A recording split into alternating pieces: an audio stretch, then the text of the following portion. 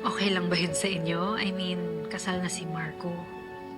Well, the Bible says that what God has put together, let no man put asunder. Pero baka naman pwedeng i-exempt ni Lord yung kasal nila ni Marco. Alam mo ba yung kwento ni King Solomon? Yung dalawang nanay na nag-aagawan sa isang bata? Parang kayo ni Vanessa.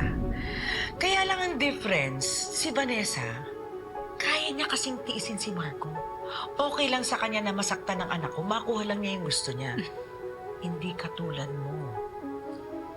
Well, ako tita, I've learned my lesson.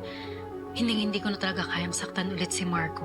And mali man sa mata ng iba, pero mahal ko pa rin talaga yung anak niyo.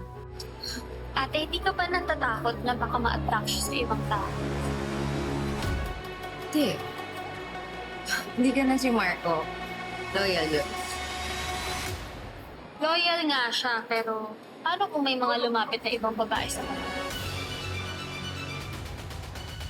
Trixie, you have my blessing.